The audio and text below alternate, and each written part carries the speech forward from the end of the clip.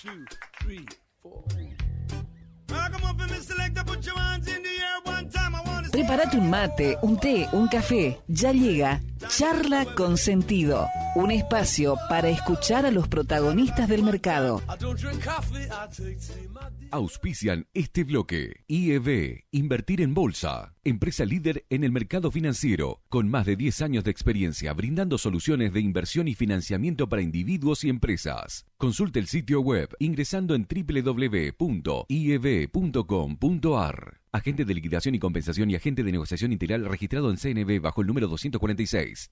Desde el litoral y con presencia en todo el territorio nacional, Net Finance es la red comercial del mercado de capitales que mejor acompaña el crecimiento de tus inversiones personales, el financiamiento PYME y la optimización de los flujos de caja de las empresas. Seguinos en www.netfinance.com.ar o en Instagram como netfinance_ para más información. Agente productor del mercado de capitales, registrado en CNB bajo el número 1158. Bien, y seguimos como todos los miércoles, en este caso hoy martes 7 de junio, porque es un programa especial grabado con un amigo de la casa, ya podemos decir, Joaquín Pastor, que es economista de la UCA, tiene máster en la UCA, ya había salido con nosotros en este espacio, en este podcast en sentido económico, el año pasado, mientras era jefe de estrategia de Max Valores, de la LIC. Hoy, en otro puesto, lo vamos a saludar y él nos va a contar mejor. Joaquín, ¿cómo estás? Sebastián Bordato, Alejandro Miño, te saludan. ¿Qué tal, Sebastián, Alejandro? Buen día y gracias por la invitación. Un gusto estar acá. No, por favor, gracias a vos como siempre. A Ale hoy lo tenemos un poco relegado, pero me encomendó esta difícil tarea de tratar de hablar un ratito de economía, y esto, por supuesto, va a salir en vivo mañana en FM Radio Show. Pero decía al principio que cambiaste de puesto. Contanos un poquito dónde estás, Joaquín. Bueno, dirijo junto a mi socio una consultora que se llama P&L Advisors. Desde ahí asesoramos en economía y en estrategia de inversiones en Argentina y en el exterior. Así que, bueno, sigamos haciendo un poco de lo que ya hacíamos, pero ahora también mirando el mundo y ofreciendo una recomendación de inversiones offshore, que es algo que a los argentinos les sirve bastante.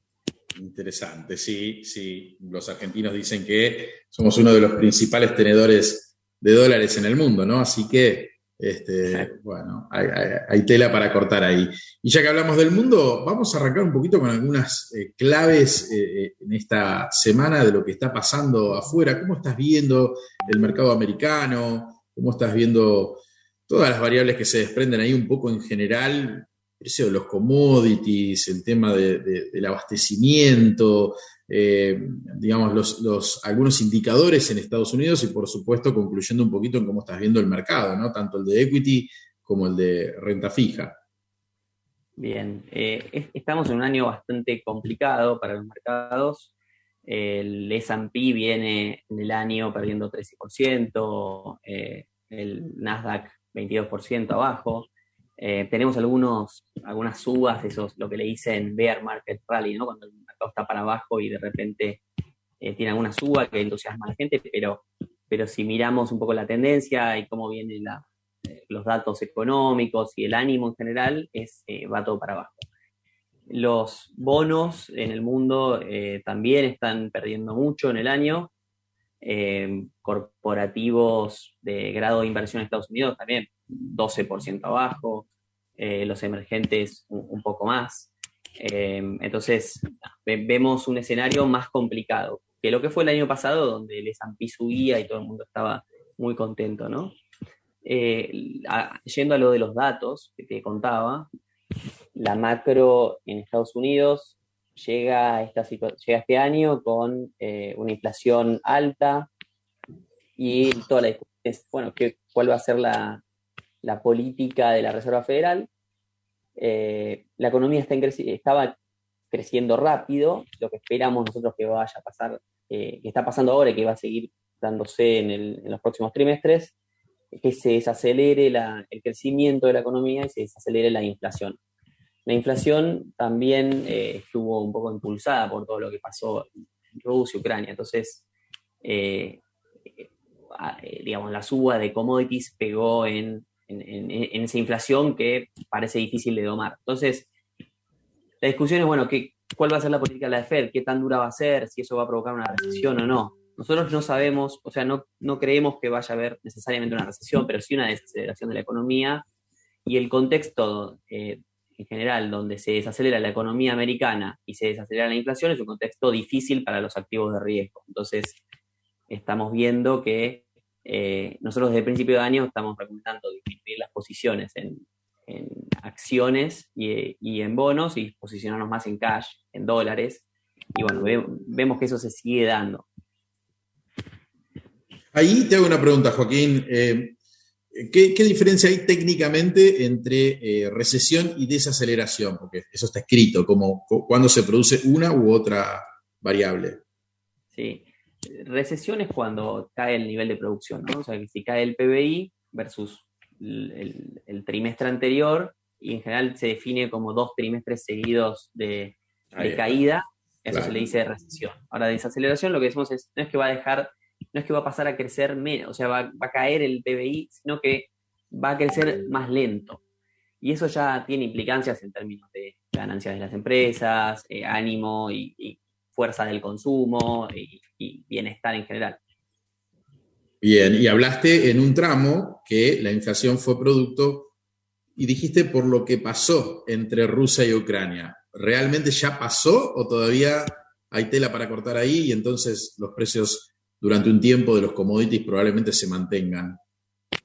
Bueno, nunca se sabe, ¿no? Pero en principio está un poco más como... O sea, no hay tanta sorpresa en términos de lo que está pasando. Digamos, siguen en guerra, pero no hay previsto un corte de suministro o más sanciones hacia Rusia, sino que ya un poco todo eso está incorporado en el mercado. Por eso decía que bueno, no sabemos si... O por lo menos creemos que eso va a dejar de impactar de lleno en el precio de los commodities, porque esa noticia ya está descontada. Claro, te imaginas más, por ejemplo, por poner el precio del petróleo, ¿sí?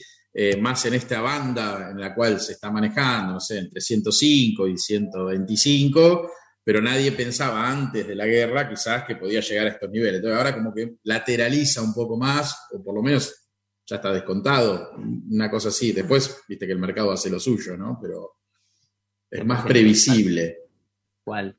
Creemos que por ahí digamos, golpes a los precios de los commodities, para arriba o para abajo, pueden venir más por noticias de crecimiento en el mundo. Supongamos, si sale algún dato de China que sea menor al previsto, bueno, eso como gran consumidor de energía, eso va a pegarle al precio del petróleo, pero o sea, el barril que hoy está en 120 puede bajar, pero no tanto por novedades de la guerra en Rusia y Ucrania, porque ya un poco se calmó en términos relativos.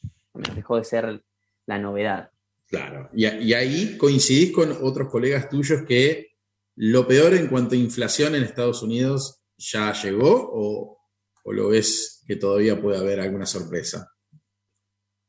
No, coincido. Yo creo que está desacelerando. El dato desalentador fue que en abril, que es el último que tenemos, ahora en unos días sale mayo, el dato de inflación de Estados Unidos, me refiero, mostró una inflación core mensual o sea, la inflación núcleo, cuando se descuentan las cosas muy del momento, así, específicas, ya sea estacionalidad o hechos aislados como que suban el precio de los autos usados o algo así, sacando todas esas distorsiones de muy corto plazo, la inflación núcleo lo que te muestra es que hay detrás, ¿no? en el proceso inflacionario. Es la que también te dice, de alguna forma, si las expectativas están controladas y se pueden desanclear o no. Si uno tiene una inflación núcleo persistentemente alta, bueno, tal vez las expectativas de la gente empiezan a ajustarse de forma tal que todos esperamos una inflación alta todo el tiempo. Y eso de lleno en lo que va a decidir la Reserva Federal. Entonces, el dato desalentador fue que la inflación núcleo se aceleró y estaba en 0,6, 0,6% mensual. Si volvemos a ver un dato así, bueno, es de esperar que la Fed vaya un poco más rápido, tal vez con la suba de tasas, y eso implica que si es un poco más que espera el mercado, puedan haber algunas correcciones extra en los activos de riesgo. Claro, claro. Sin embargo, qué duro, lo dijiste también al comienzo, el S&P en el year to date 14% abajo. ¿Qué sectores te parecen mejor para posicionarse dentro de lo que es renta variable afuera? Sí, en líneas generales yo preferiría no estar expuesto a sectores de riesgo. Tengo que elegir, en renta variable prefiero sectores contracíclicos, que en general vienen con mejor performance que todos los que son más cíclicos. ¿Qué significa cíclico? Que va muy en línea con el crecimiento general de la economía. O sea, cuando crece la economía, esos sectores crecen igual o más. Por ejemplo, consumo discrecional. Uno tiende a cambiar a comprar una heladera nueva o un televisor nuevo cuando le está yendo bien. Ese sector viene muy golpeado. Este año está cayendo 25%. Sectores menos cíclicos son, por ejemplo, el sector de cuidado de la salud, donde, bueno, la demanda de servicios de salud depende menos de cómo esté la economía, porque uno necesita atenderse, ¿no? Sector tecnológico es un sector muy cíclico, también ese lo evitaría. Sector de servicios públicos, lo que los americanos llaman utilities, es un sector contracíclico también. Es uno de los pocos que viene arriba en el año. Entonces, esos son los sectores que yo le quería.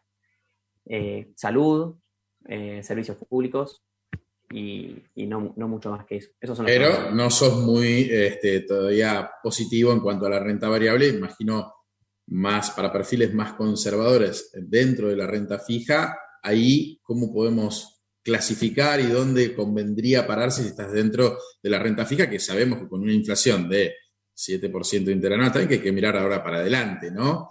Pero bueno, el indicador es lo que pasó hacia atrás. Nada, qué difícil el desafío de la renta fija también, ¿no? No, totalmente. Fue un comienzo del año muy malo y ya son 5 meses que pasaron muy malos para la renta fija.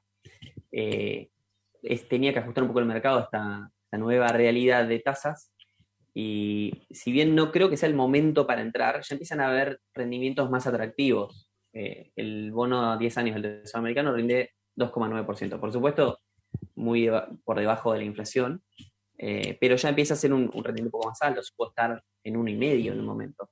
Claro. Y uno va a renta corporativa americana, ya puede comprar nombres de empresas conocidas que rinden cerca de 5%, 6%. Si vas a alto rendimiento, ya estamos hablando de 7%. Entonces, empieza a hacer más sentido aumentar la ponderación de renta fija en las familias. ¿Algunos nombres de empresas que anden por ese rango? Hay bancos de primera línea de Estados Unidos que rinden 6% de los bonos. Tenés el Bank of America, te podés conseguir.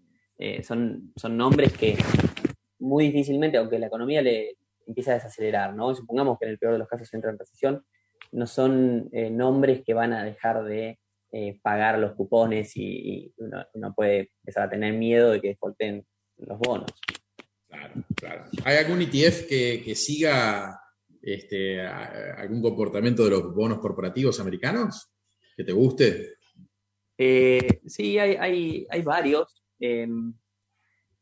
Si querés ir a corto plazo, hay uno que se llama, o sea que es SHI, sí, son el ticker, ¿no? Como se lo conoce en el mercado. Hay varios, la verdad que interesantes.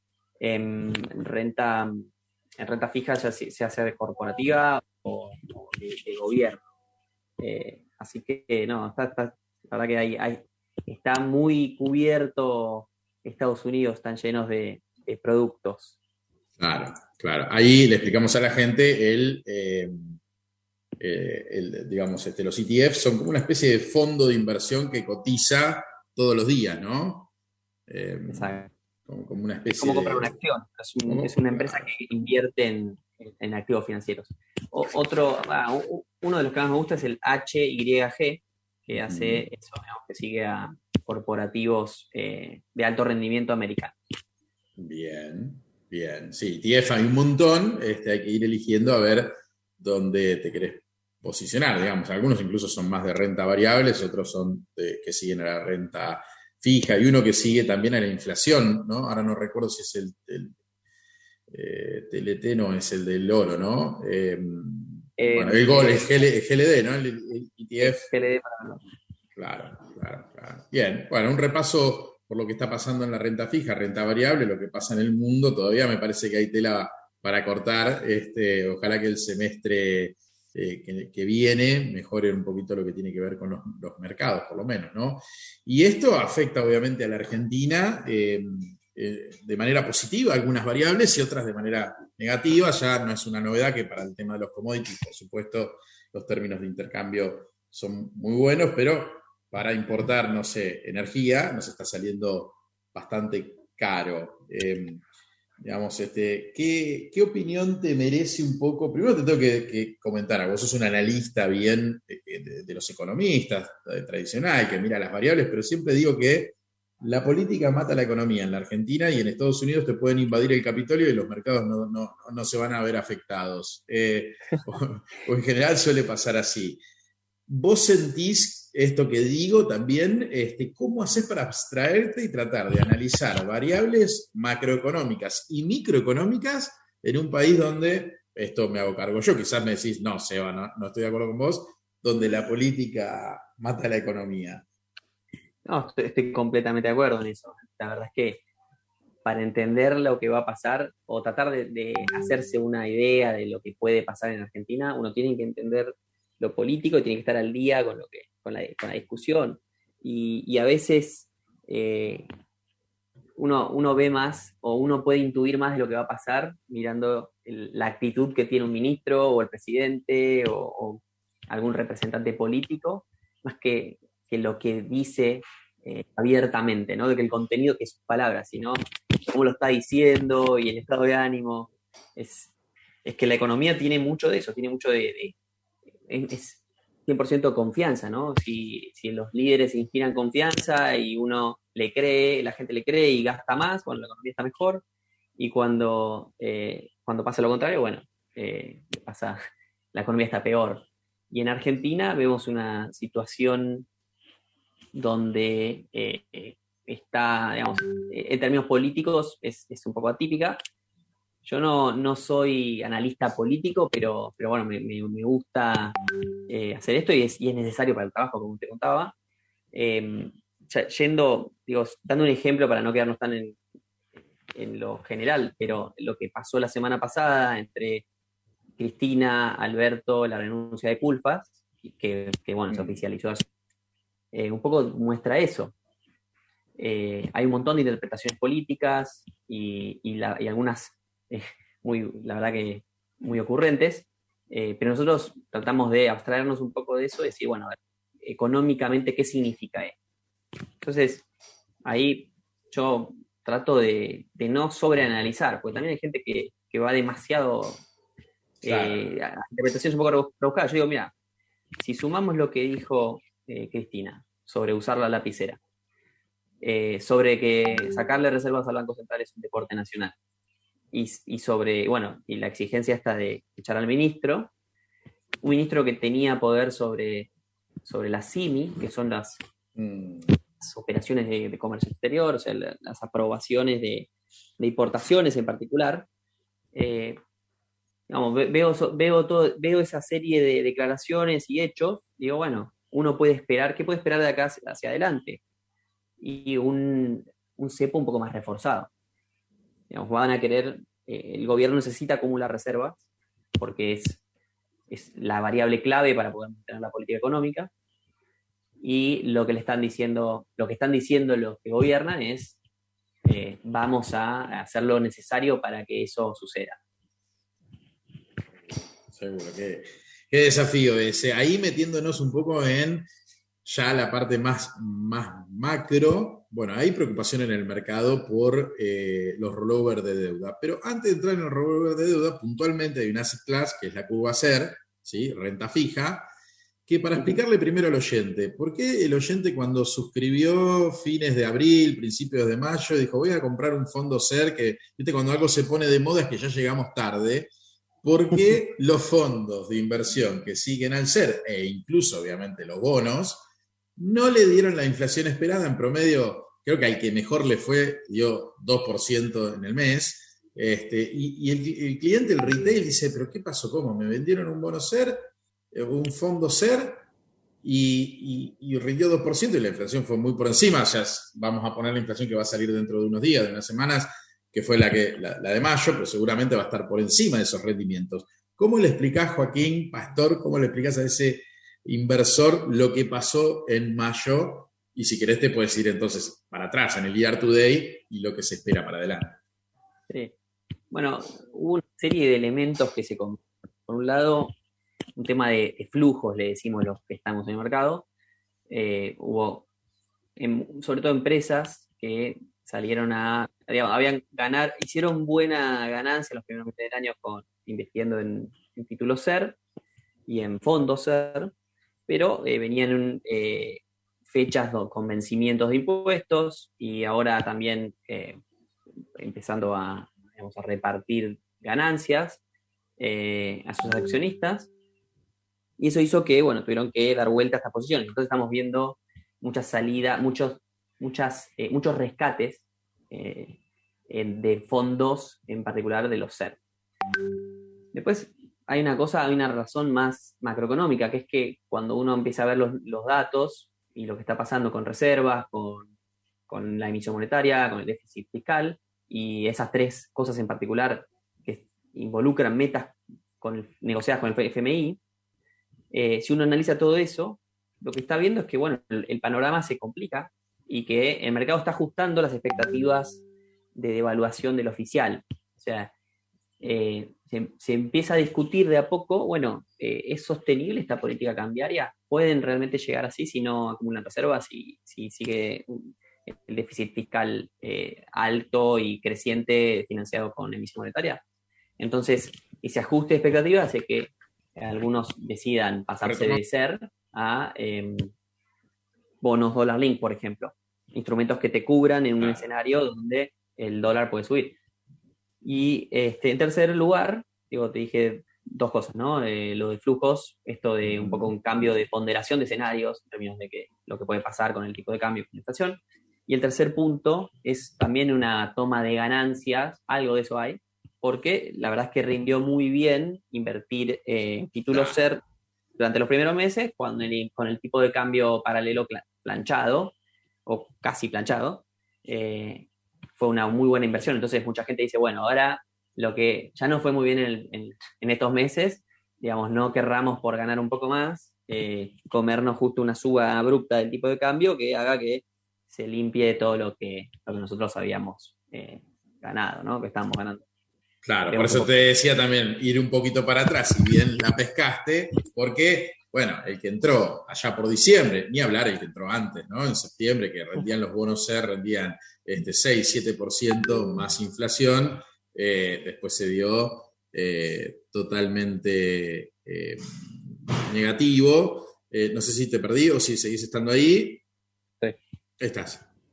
Bien, pero por eso decía de hablar para atrás y qué pasaba hacia adelante, que lo estás explicando bastante bien. Hay que ser paciente. La renta fija, si bien es fija, tiene un componente no conocido, en este caso en la curva SER, que es la inflación. Y se van arbitrando los mercados, ¿no?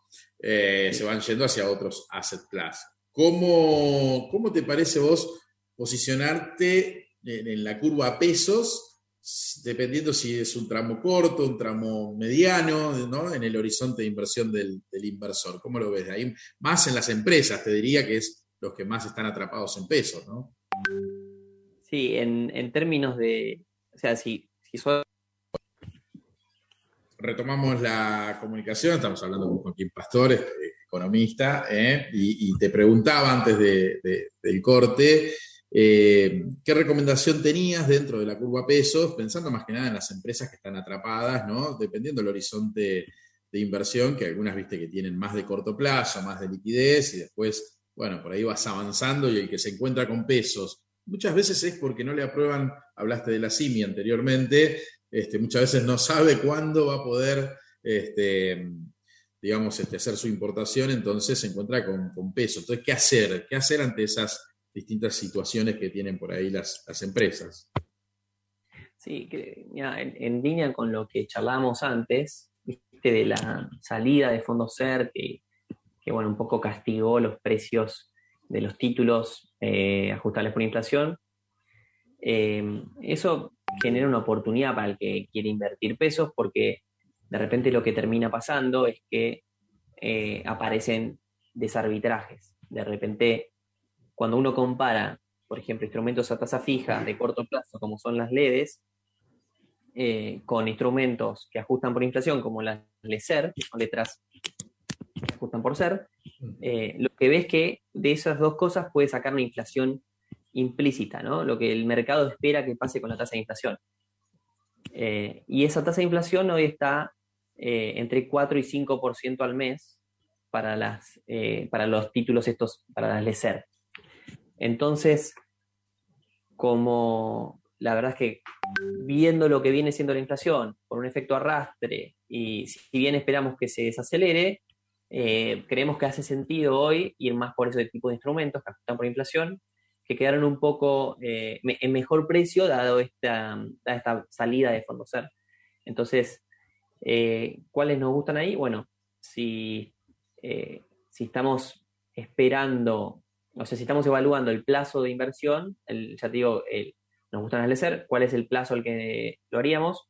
Nos gusta, por ejemplo, la LESER de octubre, que es un bono para una letra que vence el 21 de octubre, que tiene una inflación implícita, digamos, en la comparación con la curva de bonos a tasa fija, de 4% al mes. Creemos que está en un precio razonable para entrar hoy.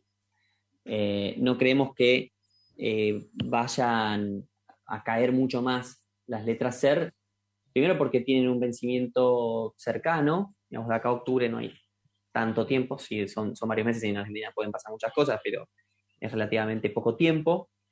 Y segundo, porque en un escenario donde sigue habiendo un cepo cambiario y hay que hacer algo con los pesos no tienen muchas salidas alternativas más que estar en títulos en pesos. Entonces, creemos que tiene sentido hoy y por estas letras.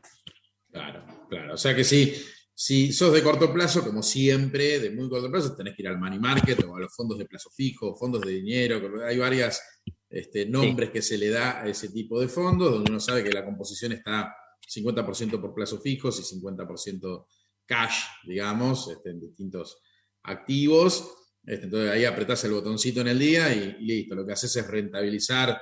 Más o menos, ahí los rendimientos van en 37, 38% en el mejor de los casos. Más o menos, corregime si digo algo que está mal, pero más o menos estamos ahí. Y ya después, claro, lo que vos decís, si la pescamos un poquito, quiere decir que, bueno, hubiera estado bueno tipo en abril o mediados de abril haber anticipado y ahí haberse pasado a tasa fija. Y ahora es como volver a la carga un poco a los SER, que corrigieron de precio, obviamente, durante mayo, y bueno, igual están rindiendo negativos, ¿no, Joaquín? O sea, esto rinde inflación Sí. menos algo. Exacto. Por ejemplo, la LESER de octubre que te decía rinde menos 4%. Entonces, claro. ¿Tiene sentido prestarle la tasa real negativa al gobierno? Bueno, en una economía normal no, pero en una economía donde hay muchos pesos dando vuelta y pocos fines alternativos para esos pesos, digamos, donde estamos atrapados, bueno, pasa esto, ¿no? Los bonos rinden una tasa real negativa. ¿Qué opinión te debe pasar cuando viene un familiar o alguien que no está muy ducho en el tema y te dice, no, pero yo hago plazo fijo a 90 días con UVA? Bueno, no fueron una mala alternativa hasta acá los plazos fijos. Lo que pasa es que es una salida o una alternativa que está disponible para personas físicas, claro. No para empresas, entonces eso ya limita un poco. Pero no fueron una mala alternativa. Lo que pasa es que implica también inmovilizar el dinero por un tiempo, porque si uno retira, si quiere retirar ese plazo fijo UVA antes del plazo establecido, no te paga la inflación, te paga una tasa fija que ya está preacordada. Entonces tenés que estar seguro de que no vas a necesitar los fondos.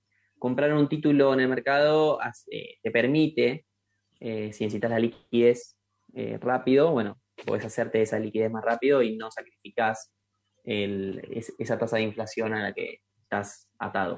Y te agrego una más. Podés vender los títulos, la mayoría de ellos, contra dólares, es decir, convertir en dólar MEP mayormente, o incluso lo podés hacer contra cable.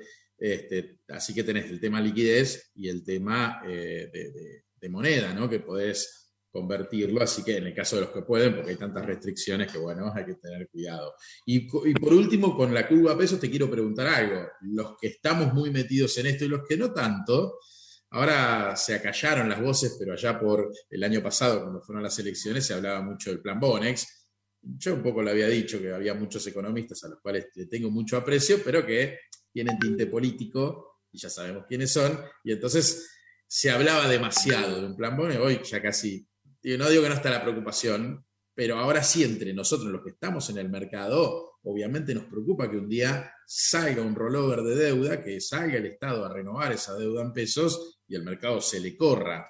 ¿Vos tenés ese miedo? Como hay cepo, no te preocupa tanto porque es poco probable. ¿Cómo ves este tema del rollover de deuda de acá para adelante? Y, a ver, el mercado, cuando uno ve los precios de los títulos, te está diciendo que teme algún tipo de salida no ¿cómo decirlo? No armoniosa de esta situación a partir del cambio de gobierno, o sea, del mandato que se va a iniciar en 2003. Sea este gobierno o sea de alguien de la oposición o quien sea que haga. ¿Y por qué lo digo? Porque si uno ve la curva de títulos ajustables por inflación, ve un quiebre. El mercado hoy quiere y está dispuesto a pagar por cualquier título que venza antes de agosto del año que viene, que es el momento de las PASO, mucho más que lo que está dispuesto a pagar por cualquier título que venza después de ese momento. Entonces, te está diciendo el mercado que le preocupa mucho lo que puede hacer un nuevo gobierno que asuma con esa deuda. El gobierno toma nota de esto y dice, bueno, yo tengo que renovar la deuda que me va venciendo. Si ofrezco cosas que vencen después de que termine el mandato, tengo que pagar más tasa. Entonces, lo que viene haciendo en las últimas licitaciones es ofrecer esas letras cortas que ajustan por inflación, que es lo que el mercado más quiere, o por lo menos más venía queriendo. Eso es lo que estamos viendo. Ahora, ¿qué opinamos? ¿Qué opino yo de lo que puede pasar? Yo creo que sería una muy mala idea entrar en un incumplimiento de deuda en pesos, porque gran parte de esa deuda está en manos del sector público, con lo cual renovarla es algo que está asegurado, y otra gran porción está en manos del sistema financiero, que en un contexto donde continúa el cepo cambiario o estas medidas de restricciones cambiarias, tampoco tiene muchas alternativas para irse a otro lado. Entonces, no tendría sentido destruir el mercado de deuda en pesos y perder credibilidad y confianza del sistema financiero ¿para qué? Para no ganar nada, sería todo pérdida. Entonces, eso, me parecería una muy mala idea, pero no quita que en el corto plazo, de acá a las elecciones del año que viene, se discuta el tema y que eso vaya golpeando los precios de los activos en el mercado, porque si de repente empieza a hablarse de que, no sé, si algún candidato de la oposición, digamos, empieza a decir que hay que hacer un canje de deuda en pesos o defaultearla directamente o algo así, eso va a hacer que todos los precios de esos activos se destruyan y que probablemente va a impulsar la brecha cambiaria. Entonces es como que va a estar provocando la crisis que dice que va a venir. Bien, ¿Se entiende? bien. No O sea sé que si- no hay una preocupación inminente ahora en el corto plazo, digamos, por lo menos de tu parte. No, pero es un tema de monitorear, Tal definitivamente. cual, tal cual. Pasaba Luciano Laspina hace un programa atrás y le pregunté la pregunta del millón, ¿no? ¿Carry trade o tipo de cambio de acá hacia adelante, de acá a diciembre? Vos tenés que hacer una inversión, tenés pesos y tenés que hacer una inversión de acá a diciembre y sos libre, digamos, no tenés ninguna restricción, no tenés, sos un perfil incluso arriesgado. ¿Cómo la ves? ¿Le gana el carry trade a la devaluación? La devaluación en algún momento, el semestre es largo, te hablo un semestre en la Argentina, es desafiante la pregunta que te hago.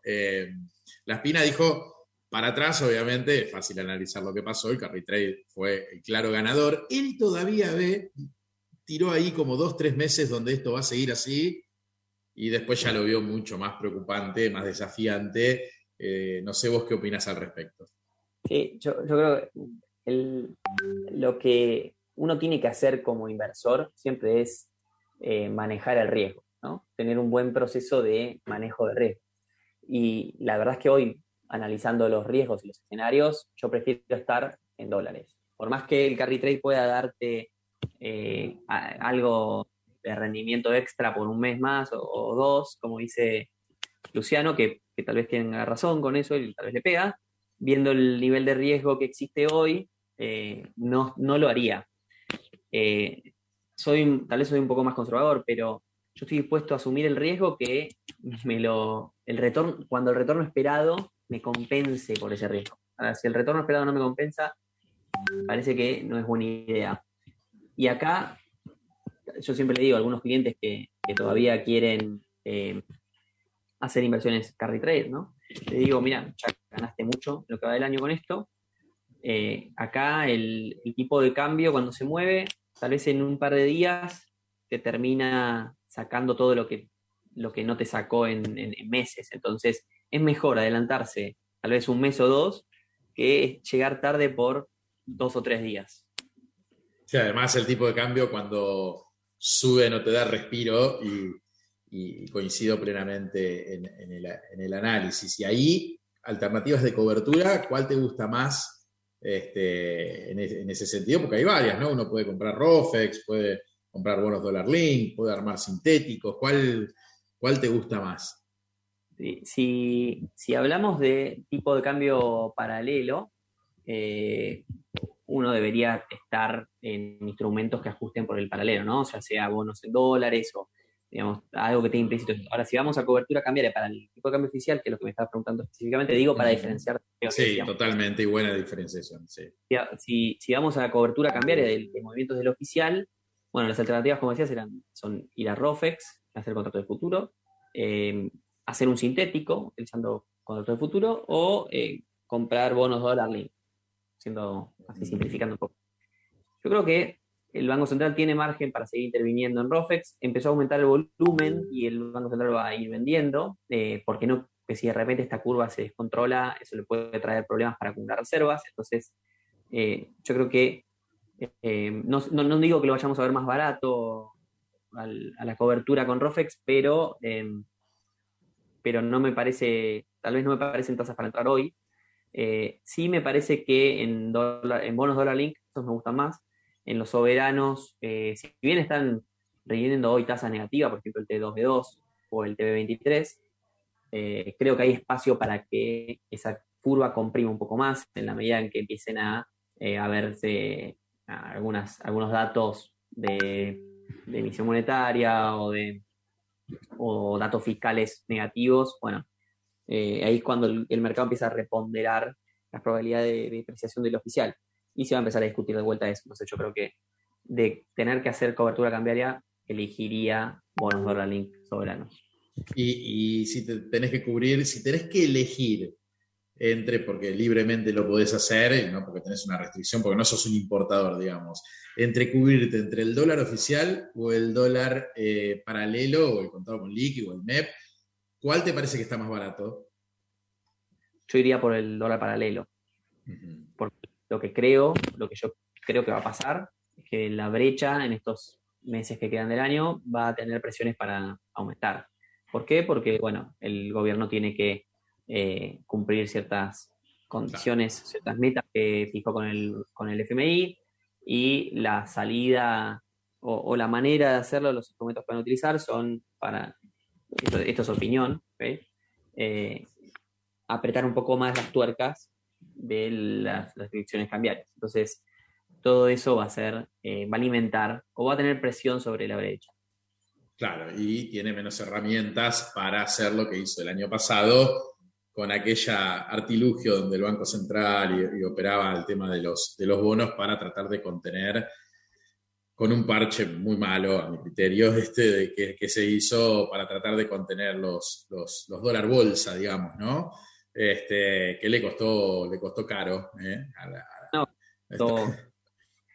Gastó muchas reservas en eso, y el acuerdo con el FMI lo prohíbe expresamente. Entonces, si lo hacen, bueno, van a tener que negociar de nuevo con el FMI, tal vez, no sé, me parece poco probable hoy que vayan por ese camino.